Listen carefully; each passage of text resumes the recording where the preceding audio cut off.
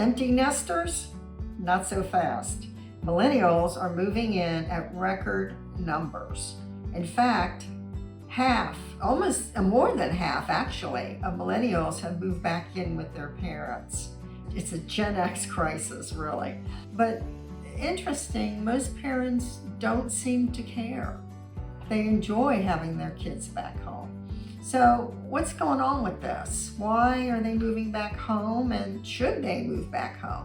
Today's question is concerning whether or not to let a kid move back home. Here's the question. Our adult son wants to move in with us because he's having financial problems and we're torn.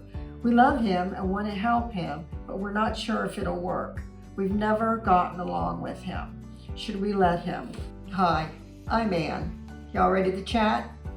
This is a tough one because we love our kids. We want to help them, but are we helping them? I get it. Inflation is terrible and has eaten away a lot of kids' buying power. I mean, 2 years ago, we were looking at 8% inflation. Now it's down to a little over 3, but you got to make up for time financially. So it's been hard on these young kids living out there. But what about us when we were starting out? I mean, yeah, we didn't have high inflation when we hit the workforce. We had a lot of student loans. Just to give you a perspective, here are some stats about the generations for student loans. Gen X's average student loan debt, $45,800. Millennials is $25,000 to $30,000. Gen Z's is $20,470. Yes, we had student loan debt, but we weren't running home to mom and dad. You think those boomers would take us in? No. They were too busy playing Yahtzee, drinking scotch, and having sit-ins. They loved their sit-ins. Okay. I guess that's not fair. They were playing Mahjong.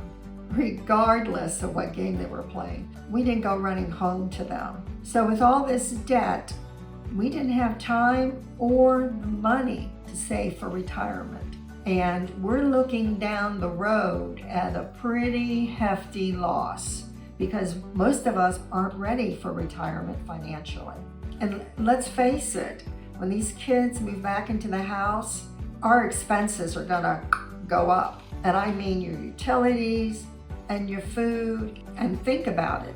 Some months they're gonna have trouble paying their bills. So you'll get if I don't pay something on this bill, they're gonna turn my phone off. Or can you help me out with my insurance this month? I'm having a little problems with it. And don't forget, besides the financial, you've got privacy. I mean, you're not gonna be able to Tom Cruise it and go through the house in your underwear. It's just not gonna happen. You're not even gonna be able to drink a cup of coffee in peace.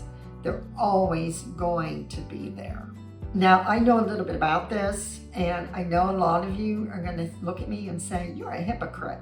But I believe in treating the exception like an exception, and there's always an exception that's legitimate when it comes to having your adult child move back in with you. In this case, my stepson moved in with us. He had just gone through a nasty divorce. The bank had foreclosed on his house, and he had co-custody of a 2-year-old son. This was tough for him. So he was working. He had a job 6 days a week where he worked long hours. We had to take him back in. We had to, and we had to help him with that baby. He just couldn't do it on his own. He wanted to, but it was just impossible. Like I said, you treat the exception like an exception. So maybe your child is in the same situation, or has a severe mental illness, or even a physical disability, and they need care. I get it. And of course you love them, you're gonna let them move back in. But if we're talking about a healthy adult who is living on their own and making money, and all of a sudden they can't pay their bills, I think you need to look long and hard at this. We're not doing them any favors by letting them move in. They need to be taught how to budget. They don't teach them that in school. They don't teach them real life things in school. Algebra, yes. How to set up a budget? No. So that's how you can step in. I would do it that way anyway. I would sit them down and say, okay, we're gonna come up with a budget for you and this is how you do it. It sounds simple, but this is how we're gonna do it. First, when you get that paycheck, You pay your needs, your bills. You don't go out, whoa, I got paid, gonna party. No, you don't do that. You pay the rent, you pay the insurance, you pay your cell phone bill. Those get paid. And after those get paid, you can go out and party all night long. But those get paid first. And that seems like an obvious thing, but it's amazing how often it doesn't happen. So they're partying first and not being able to pay their bills. So they call you up and say, I need to move in. And you let them do it. I probably would myself, not realizing what was going on.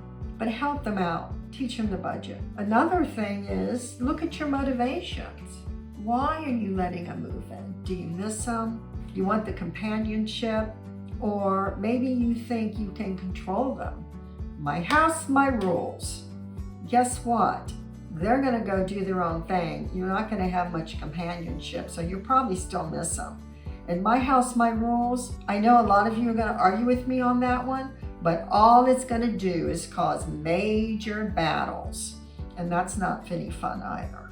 So when your child calls you up or stops by the house and says they really wanna move in with you, think about it for a moment.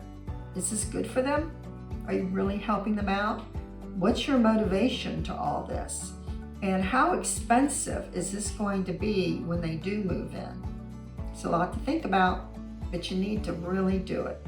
I wish I had done it. I know that he needed it, but privacy was gone, bills went up, and it was an expensive endeavor. So what do you think? I would love to hear in the comments below. Let's get a chat going on this. I know a lot of you have some pretty strong opinions about this. So let's hear them. And don't forget to subscribe. Thanks for the chat.